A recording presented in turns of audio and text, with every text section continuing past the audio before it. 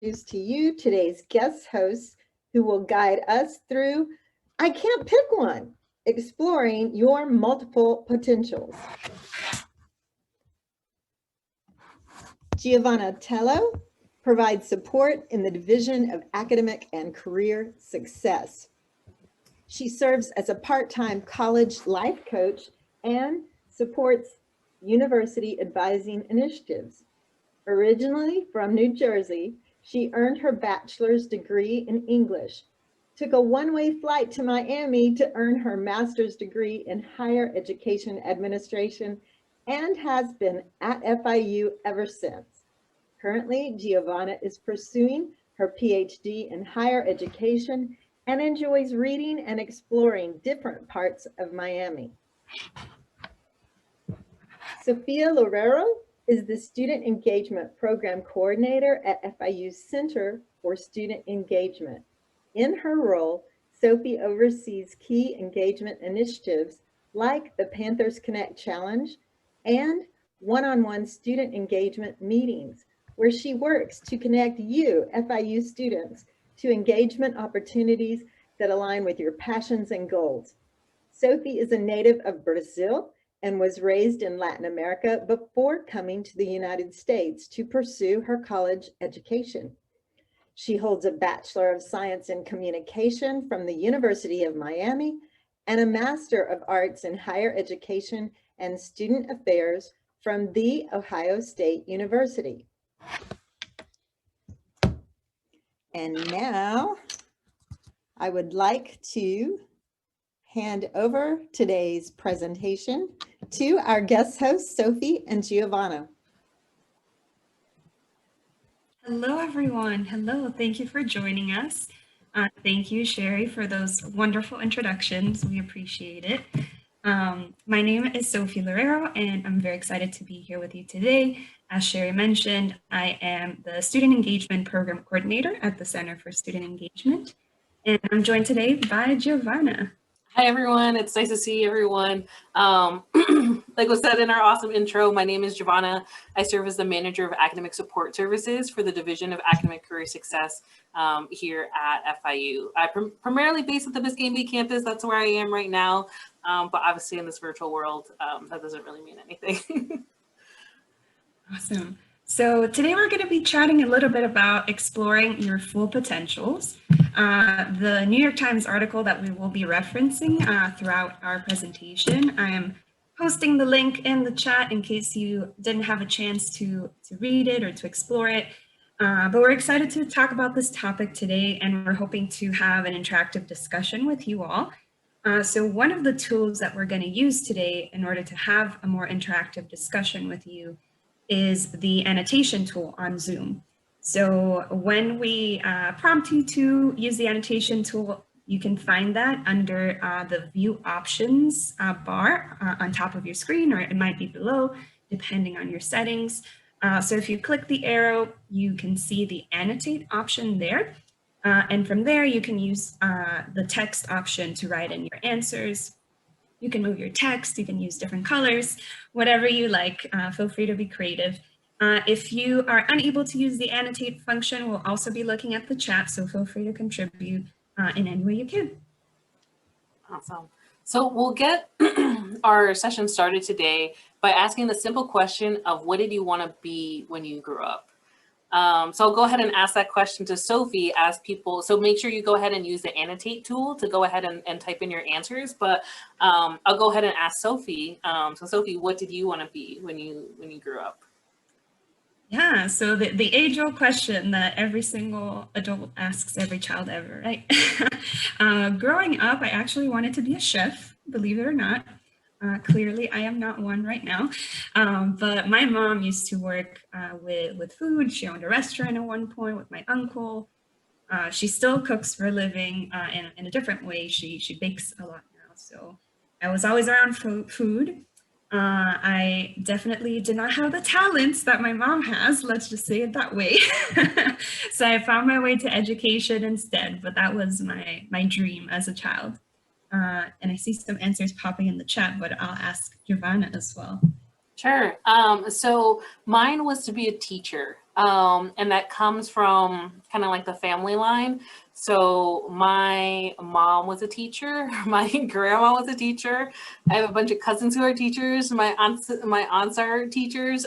So we come from a generation of teachers, and honestly, like ever since I can remember, I had wanted to be a teacher. Like I remember being in like the first grade and you had to draw what you wanted to be. And I remember drawing like a teacher and then just like pasting it like on the wall. So it was a dream that, you know, I held on for so long.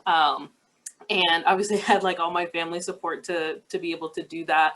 And then when I got into college, I was still on that path. I majored in English. I wanted to be a high school English teacher. And what was interesting was I started to get involved. So I became what at FIU is called a peer advisor. So I was a peer advisor for 3 years on campus. And I just completely fell in love with, you know, working on a college campus and all of that. So it was weird to make that shift at the time. But now like this I think fits me like a glove. I enjoy what I do all the time. And I still consider myself a teacher of some sorts, like, or I'm an educator, you know, it's like under the general umbrella. So I may not necessarily be in a classroom every day, but I still feel like I get to, you know, empower and work with students in education, which I guess I'm still what I wanted to be, but in a different way. So we got a lot of different responses. I'm curious, feel free to mention the chat if you had some issues with like the annotation tool, because I think there are some other kind of areas, a couple other slides that we were planning on using that. But if not, the chat totally works. Can you tell us where to find that tool? Yeah. So I can show back on the slide. So you'll see, like, if you see, it says like, you'll probably see like you are viewing like Giovanna's screen. You click on view options and then annotate. So when you click on annotate, you get this like little toolbar, and then you would click on text, and then you can like type whatever you want. Yeah, I don't see that option under the view options.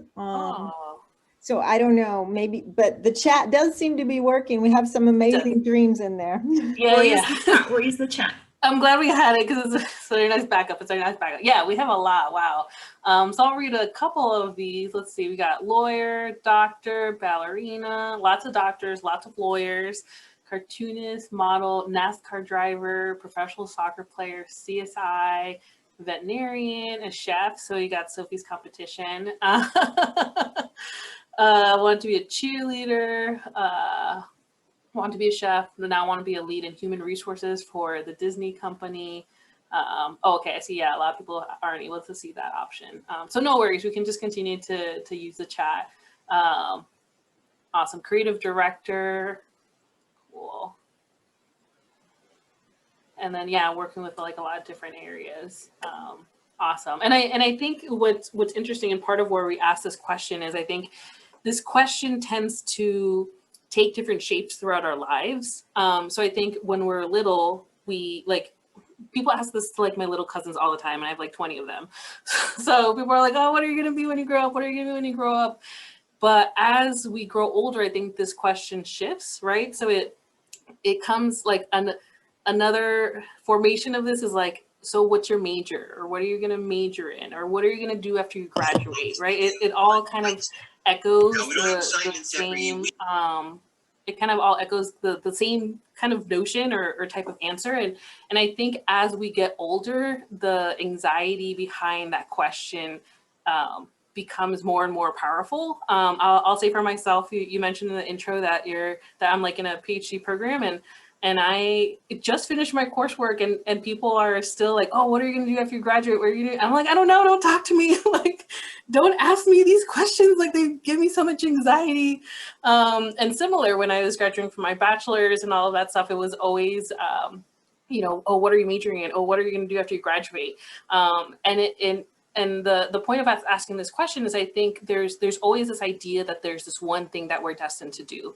And for some people, it may work that way, but I think it's also understanding that maybe there's this one thing that we want to do, but we also have the potential to do a lot of things. And this understanding that there are a lot of different things that we can do, that we're not destined for just this one thing to do in our whole lives, I think challenges that notion, because I think so many times people think that I am meant to be this, I'm meant to do that, but then they can't, I don't know, be a photographer on the side or something like that. So that's kind of where this session will challenge that notion a little bit. And well, part of the takeaway is that there's not one right or wrong answer to like, you can have one thing that you want to do for the rest of your life. You can have a lot of things that you want to do for the rest of your life. But I think it's also acknowledging that there are people out there that want to do more than one thing with their lives, and that's okay. So hopefully this will resonate with a lot of people.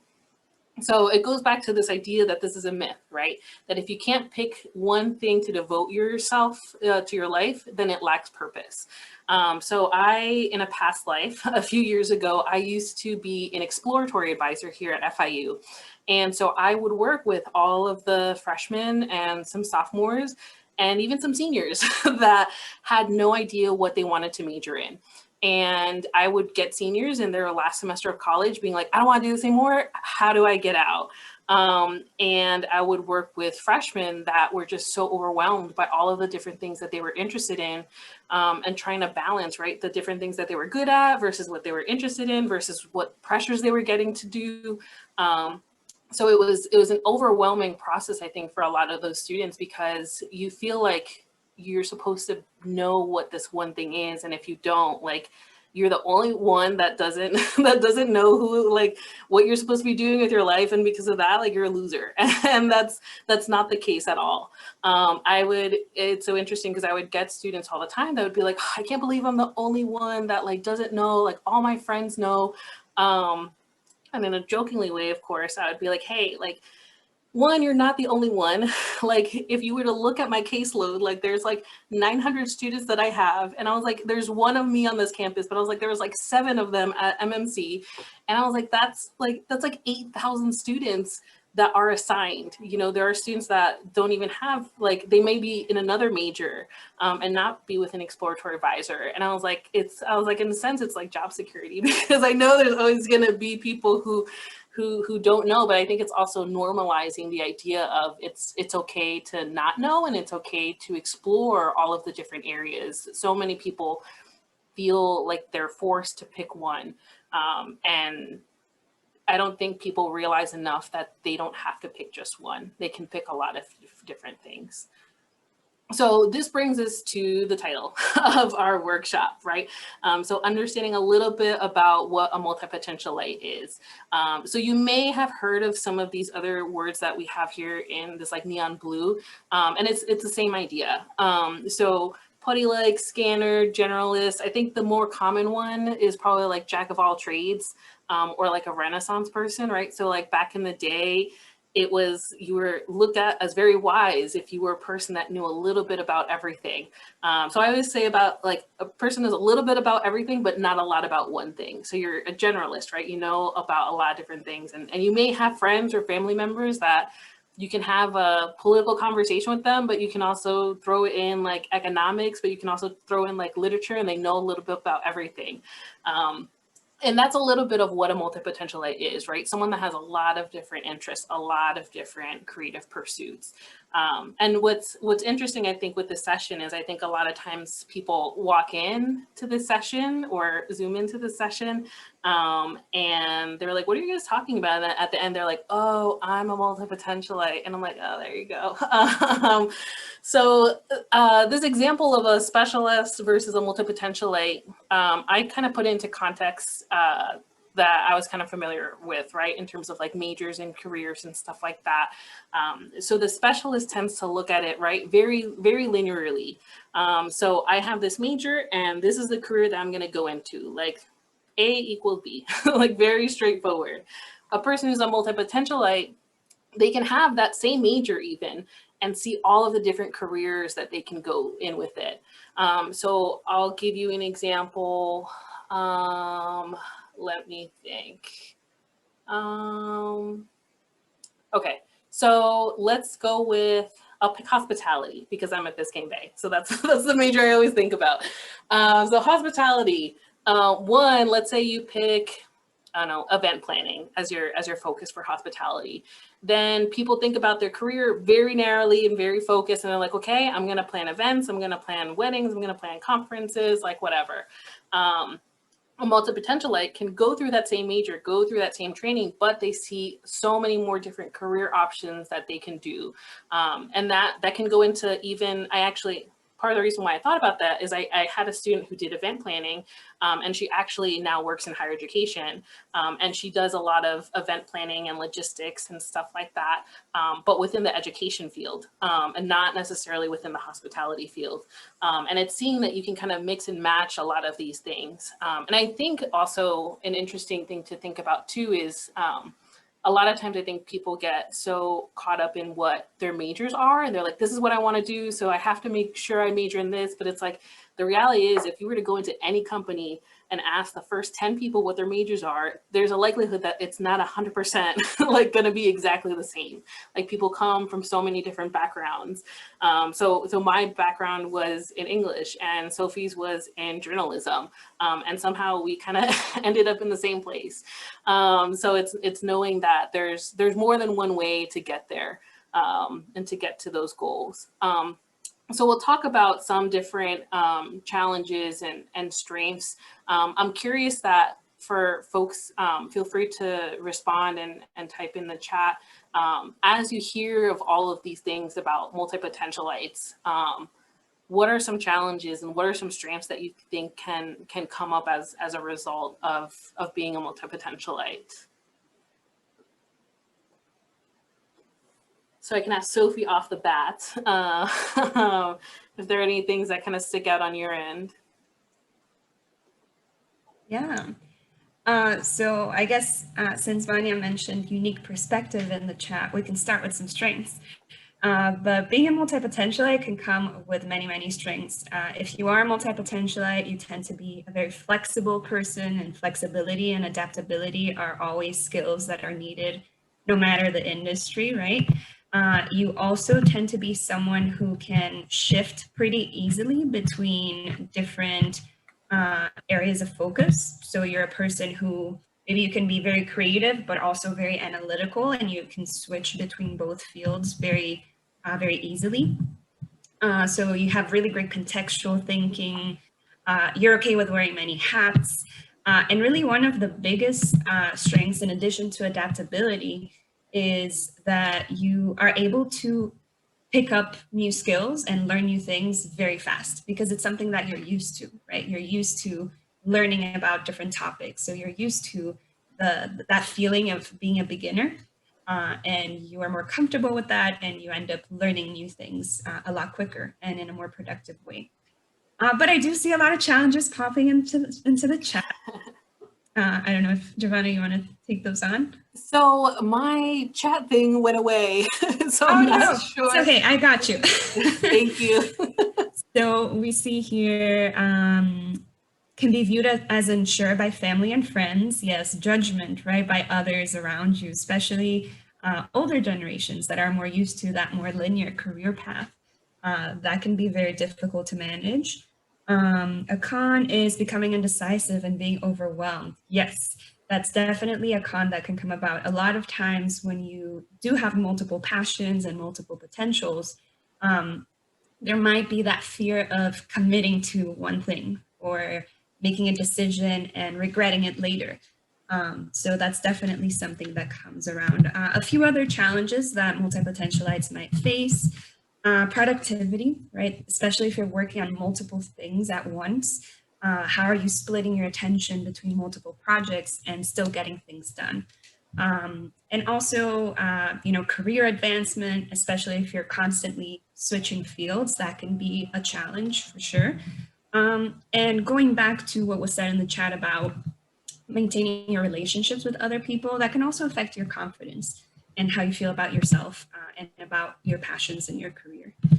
So definitely a lot of pros and cons. And Sherry said flexibility is one of the characteristics of global learners. Awesome, absolutely. Flexibility, adaptability, it's that skill that is gonna help you no matter what area you're in. Great. Any other challenges or strengths that come to mind, feel free to drop them in the chat, or if you prefer to unmute yourself and share, you can do that too. And I think I would also think about too, that like, while we talk about the challenges and strengths of multipotentialites, I think it's also fair to say that people who think of things very linearly, like they have their own like strengths and challenges too, you know? So definitely keeping that in mind, that it's like, and I'll reiterate again and again and again, that like one isn't necessarily better than the other. It's just trying to understand kind of like where you fit a little bit better.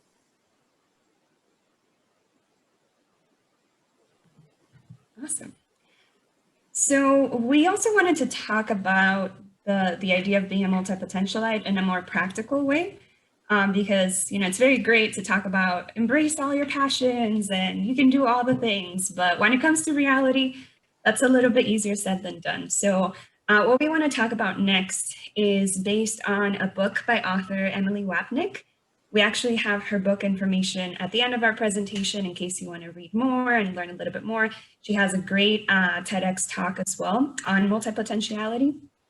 And Emily talked about, in her book, Emily talks about 4 work models. So these are practical ways in which you can build a career and still embrace your different potentials. And as we go through these 4 work models, I want you to keep 3 things in mind. And those are the 3 things that Emily describes as the essential items of a multipotentialite career. So 1, you need to have meaning, right? You need to do something that you're passionate about and that gives you meaning. 2, you need to have money, a career, right? We gotta support ourselves, sustain ourselves, live our lives. And 3, you need to have variety, because as a multipotentialite, you need to be able to explore those multiple passions. We can go to the first 2. Awesome. So the first work model that Emily talks about is the group hug approach. So this is one job or one business that is multifaceted. So you're getting all of your money, your meaning, and your variety from that one place. That could mean that maybe you're wearing many hats at work, right? So I'm going to use Giovanna as an example because I feel like she does all the things.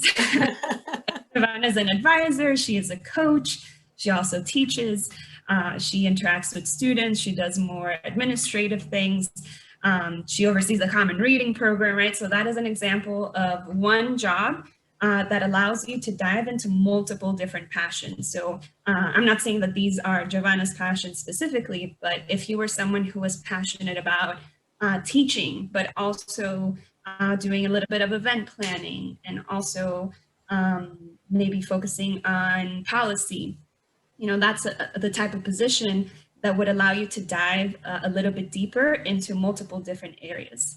Another example from my personal perspective. So when I was a graduate student, I started my higher education program, but as Giovanna said, I had a background in journalism, and I still really liked aspects of journalism. Just because, you know, I'm not a journalist right now doesn't mean that I'm not passionate about it. And something I was very passionate about was video editing and telling stories in that mode. So what I was able to do was talk to my boss and my graduate assistantship and infuse video editing and video production as part of my role as a graduate assistant. So I would, you know, interact with the students, of course, but I would film promotional videos for our office and tell our students stories. So I was able to wear those multiple hats in my one position. I'm curious to know if anyone in the room has any jobs that follow this group hug approach right now. Do any of you wear multiple hats in your current positions? We have a comment in the chat from Kamisha, and she says, I just dove into legislation while also pursuing medicine. I really needed this roundtable. Yay. That's and Anisha, amazing. Yeah, Anisha also says she has a job like the group hug approach. Yep. And a lot of people. Perfect. So you might be multi-potentialites and you didn't even know. Awesome. So that's definitely a job that could be hard to come by. Maybe it's a job that you mold in conjunction with your supervisor, right, as you continue with your career. But perhaps you start your own business, right? If you start your own business, I can guarantee you're going to wear multiple hats at some point or another. So that's definitely one way to go about it. The second work model that we see here, and it's definitely one of the more common ones that we're seeing more and more of, it's the slash approach. So this is a portfolio career. It means that you have 2 or more part-time or full-time jobs and or businesses.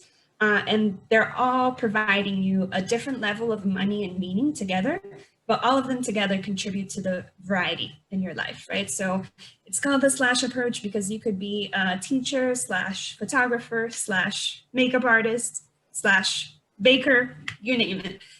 So if you have any side hustles, if you have any side gigs, maybe this is the approach that works best for you.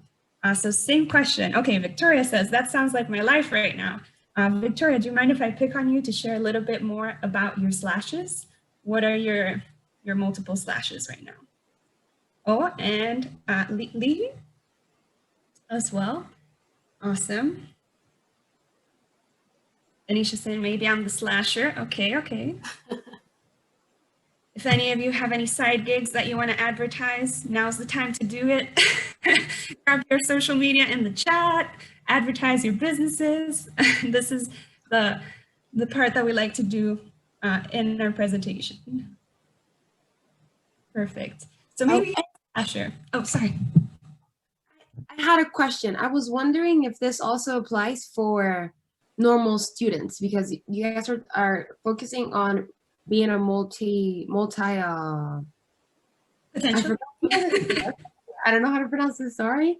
But in a job, but I was wondering if a student could also be doing many things, because, for example, I am, studying, but as well, I'm doing some extracurricular activities that keep me motivated. Because if I'm not helping people, I could be just dead, really. That's just what drives me.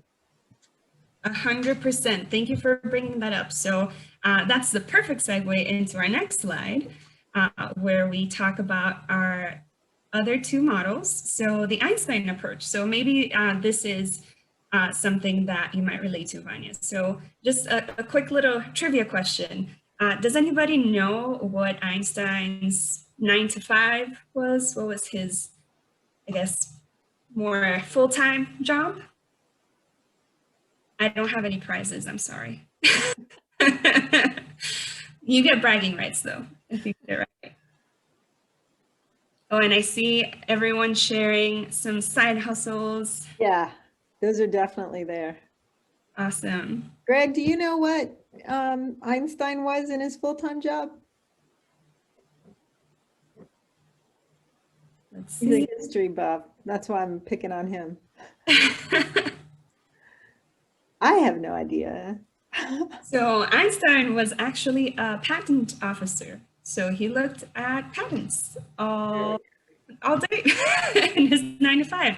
And a lot of his more notable theory work was actually done just as personal projects on the side, not necessarily getting paid for it, which is crazy, right? If you think about it. So the Einstein approach gets that name because you have your one full-time job or your one full-time business that fully supports you financially, but it still leaves you with enough time and energy at the end of the day to pursue other passions on the side. So going back to Vanya's example, your full-time thing right now is you're a student, right? But it still leaves you with enough time and energy at the end of the day to do service on the weekends maybe, or to volunteer, or maybe your other passions are related to music and you like to gig on the weekends. So it's a little bit different than the slash approach because with the slash approach, remember, you're getting money, the money piece from multiple different places. And here with the Einstein approach, you have that one job that financially supports you so that you can pursue your other passions on the side. So your money's coming from one place, but the meaning and variety comes from others. Yeah, Einstein approach seems like the most common one. Yep. And yes, I agree, Sherry. You guys are getting a lot done. Right? Research, oof. A lot of really great positions here. Awesome. And then finally, we have the Phoenix approach. This one is perhaps the least common one. So this means that you're working in one industry for months or maybe years, and then eventually you decide, I got what I wanted out of this role or out of this industry, and I'm going to shift gears. So this is really where we start seeing examples from the New York Times article that we're relating to this week, where you're identifying when it's time to move on. And really, you have to go back to your why or your whys. In this case, you might have multiple passions, you might have multiple purposes, but every industry that you go into might fill different aspects of your passions and different aspects of your purpose. So your money, your meaning, and your money and your meaning come from that one career, and the variety comes over time as you switch into different fields. So for this role specifically, for this work model, it's really important that you're focusing on your transferable skills. And going back to the flexibility, adaptability piece, that's definitely an example of a great transferable skill. And people recommend, just like they mentioned in the New York Times article, that you are testing things out before making the full jump. You're making connections, you're networking, you're volunteering and gaining experience on the side. So maybe you start with an Einstein approach and then you completely transition. And I see a few other comments here. Part of a few programs at FIU, work part-time, double majoring, weekend job. Oof, that's a lot of stuff. There's room to move up, but yeah, you have to see how that fits based off of your career choices. Yeah, it's all about choices, right? And it's all about seeing what's best for you in that moment. You might be experiencing all of these work models at some point in your life, a mixture of them even. But the important part to remember is that you know what works best for you, and that it's okay to focus, like Giovanna was saying, on multiple passions at once. So for this next part, we're going to try to see how y'all can apply some of what we've been talking about. So the idea behind this next part is where we're going to have some breakout rooms, and we're going to give you 2 different majors and have y'all come up with some ideas, considering some of like the work models of how they can be put together. So whether you combine the job, whether you find it as a side gig, whatever type of combination, that's what y'all are going to end up coming up with. So what I would say is either jot these down or take a screenshot just so you remember which 2 majors you have. And then we'll go ahead and send out the invite for the breakout rooms and we'll kind of go from there. So Sophie, I lost that little bar. I don't know if you're able to do the breakout rooms on your end. Yes, I can do the breakout rooms. We have some pretty large groups, so feel free to contribute verbally or write suggestions in the chat, and then we'll just ask different group representatives to share when we come back. Is everyone okay with the screenshot or taking a picture of the current slide? And I see your question, Melanie. It's okay if none of these are part of your major. Just discuss, let's see, if you had a friend who came to you and said, hey, Melanie, I'm interested in biology and digital communication and media.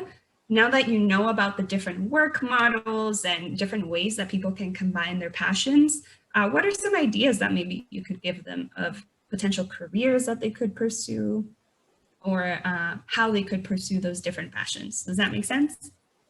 So this is just brainstorming. There's not going to be any right or wrong answer, right? Yeah, exactly. Just brainstorming. Awesome. So go ahead and open the rooms. You should see your room number when it pops up, and that'll correspond to what you see on the screen. And if you have any questions, feel free to use the Ask for Help button, and either Giovanna and I can come to help you out. Okay, everyone should be back now. Excellent. Awesome. So hopefully you'll have some type of I'm going to be the one that is going to say stuff. So we'll just go in order. So anyone from breakout room number 1, what were some things that came up in your conversations? So we talked about kind of fusing both majors or both careers together. So we discussed possibilities of like research opportunities for like a bio major, using how digital communication and media influences people today, as like a research project. We said how it may be, as someone working on the media team for like a biological institute, to make like, you know, the advertisement and use that for the platforms to like kind of share research ideas and other work. Um, and then I think someone else mentioned like how it's just like really just fusing different ideas, uh, like research opportunities, sharing, uh, like reaching out to people through social media to do more research. And yeah, that's pretty much it. Awesome. Whenever I think about this one now, I think about, you know, all of this stuff that's going on with COVID, that like the intricacies of what's going on and understanding like viral infections and transmissions and all these things is like way beyond like my scope of like biological understandings. But there's people who take that information and like can translate it into like layman's terms, right? So all of these things that we've been hearing about, like wearing your mask, washing your hands, flattening the curve, like all of these things are very complicated biological concepts, like translated into these very layman terms. And that's like, I think it's such an interesting way to combine those two, in addition for sure to a lot of the stuff that you mentioned.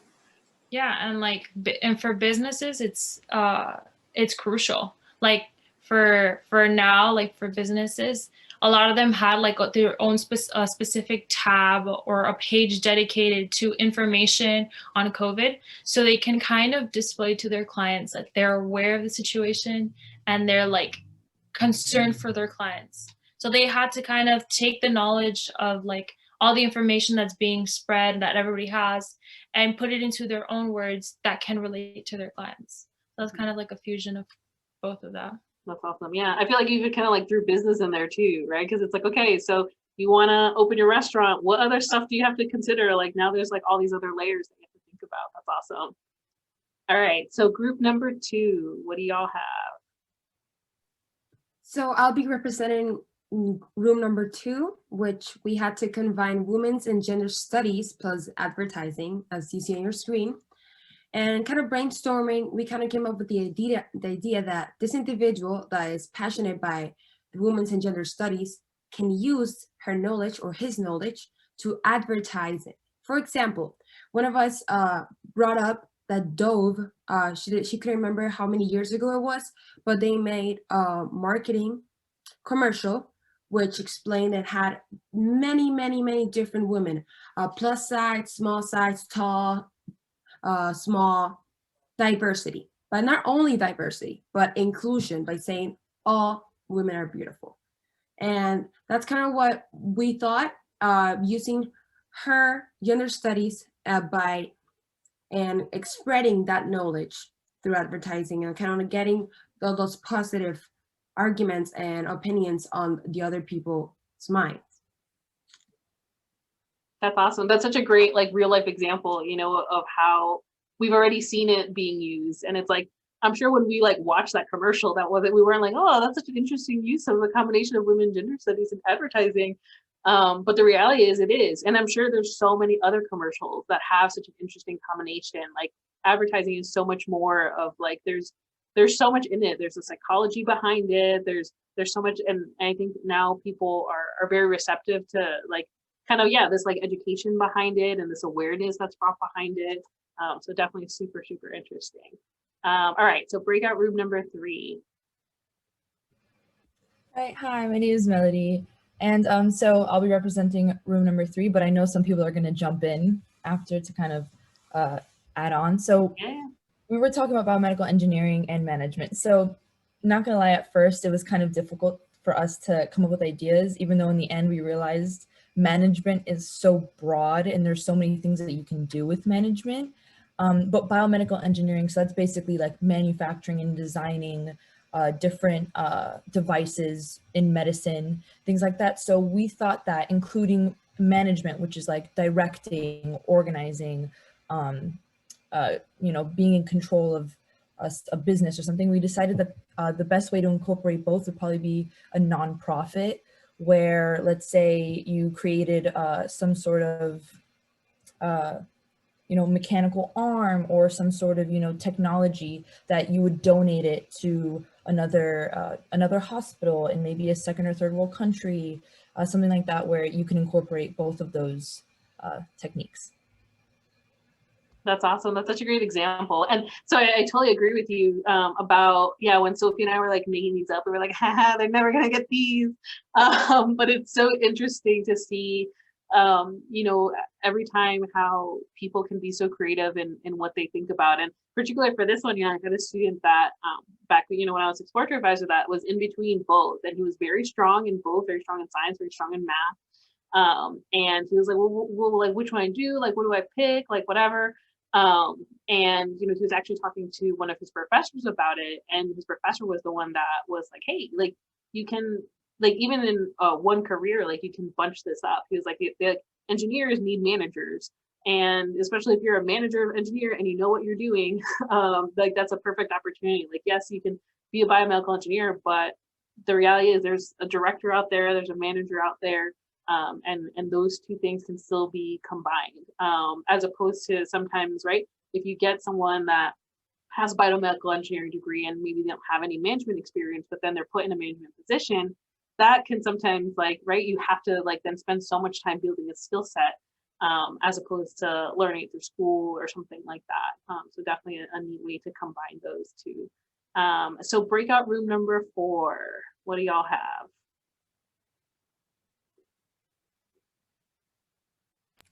Something popped up in the chat. So Ashley said, within social work, there's a lot of communication between people, and understanding everyone is different and requires a different type of communication method at times.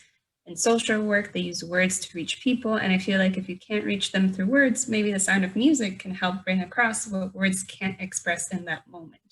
Yeah, music therapy, great example, right? That's definitely a way in which those two can work together. For sure, especially, right, depending on the populations, like some populations may struggle with being verbal and stuff like that. That's awesome. Yeah. And just as a side note to all of these combinations, remember that in the case that you can't find the perfect fusion, remember that you can always go back to something like the Einstein model, right, where you have your full-time job and you pursue your passions on the side, or the slash approach. So looking at that first breakout room, for example, you could always have a full-time job that focuses more on the biological field, and have some sort of communication side hustle, or maybe manage some social media pages, and go from there. All right. And Jennifer, I see your question. The architecture and interdisciplinary studies, can they go together? I definitely think they can, right? Especially with interdisciplinary studies, because you can make that your own and follow your different passions. And architecture is so broad. I actually have one of my best friends, she's an architect, and she got into the event management space, actually, because she helps with architectural design for events and wedding venues and that sort of realm. But she has another friend who is in the TV production industry, because she does scenic architecture design. So there's a lot of different ways that you can go into architecture, for sure. Yeah. And I would probably argue that I'd probably argue that any major can be connected to something else. If we think about the history of higher education and whatever, the main ones when this education factory came about were the sciences, the writing, arithmetic, those are pretty much the main ones. And then things started to kind of branch out, right? Political science didn't exist in the 1500s or something like that. I mean, even when you think about majors at FIU, right? The Internet of Things, that's a major that just came out 2 years ago. And that didn't exist before, but then that comes from other things that came before it, right? So that came from computer science, and computer science comes from other things, and other things come from other things. So I would argue that there's not a limit or a restraint to which majors like match up with which ones. I think it's about, you know, developing those critical thinking skills and being you know, as creative as you can be, and trying to find how each of those areas relate.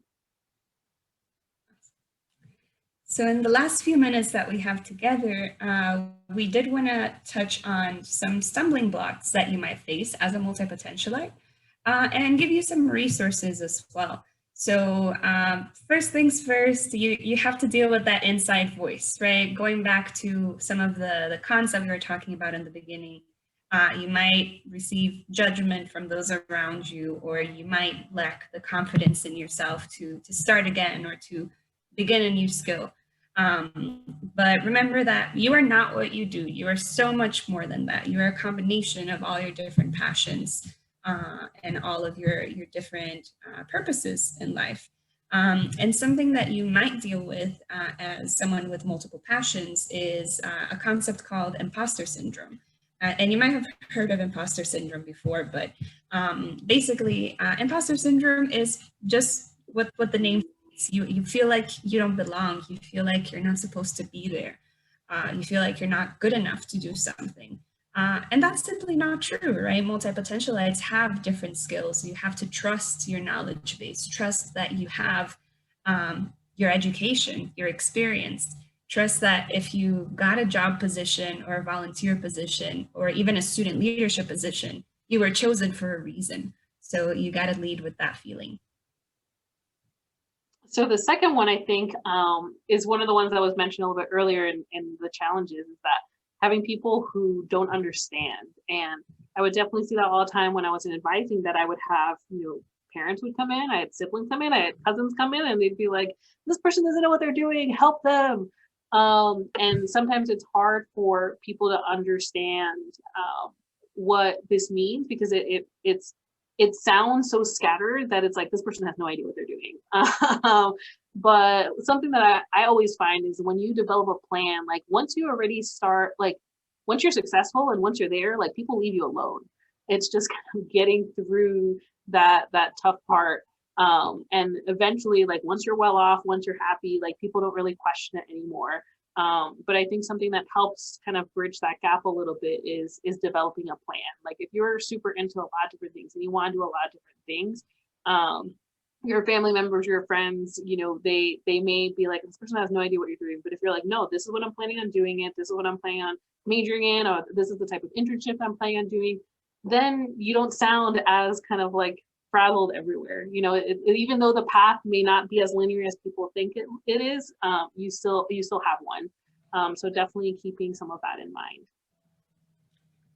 And lastly, your personal productivity system. So as we mentioned before, one of the big challenges on having multiple passions and working on multiple things is it might be hard to choose what to focus on at that moment. Or you might feel a fear to commit to one specific task at that one time. So with that, you know, we encourage you to think of choices as explorations rather as, you know, this is it. So you adopt that explorative mentality. And also make sure you learn skills like prioritizing. And there are FIU resources that can help you with that I will touch on in a little bit.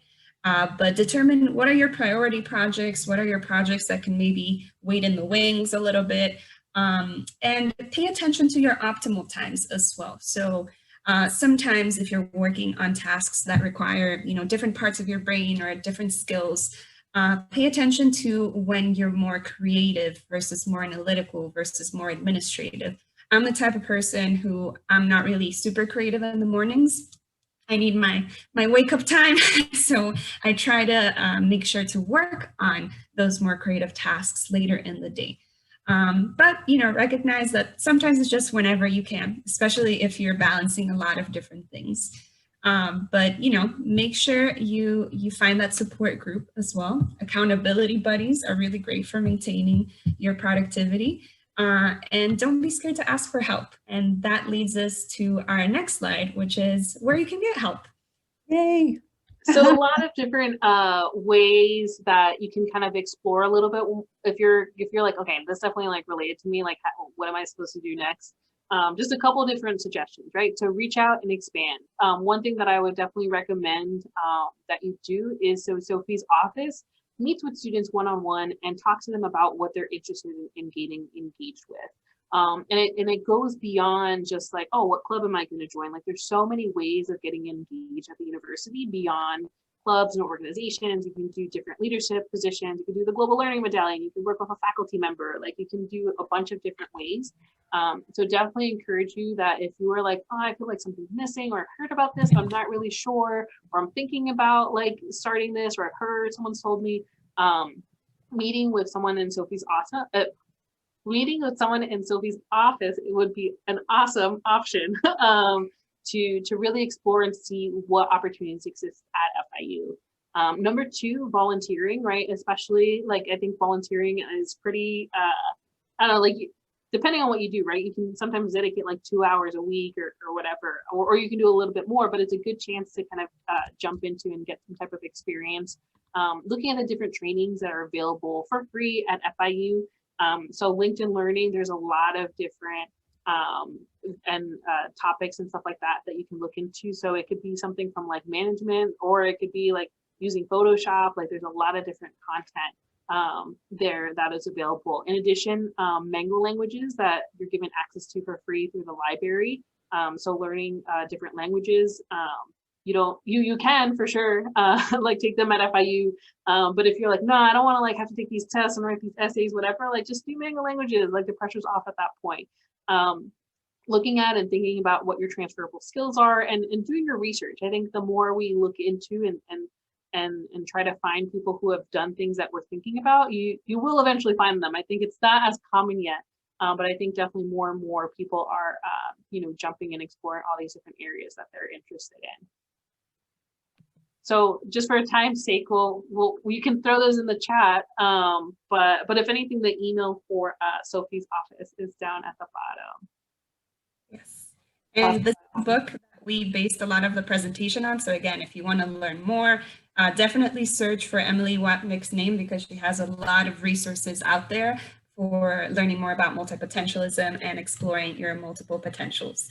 But thank you so much for joining us today. We hope you got something out of today's conversation. It got you thinking. And again, if you have any questions, we would be more than happy to help. And I'll turn it over to Sherry for announcements. Thank you both, Sophie and Giovanna. It's been a great time of learning together and chatting. So this has been awesome. Thank you. Thank you.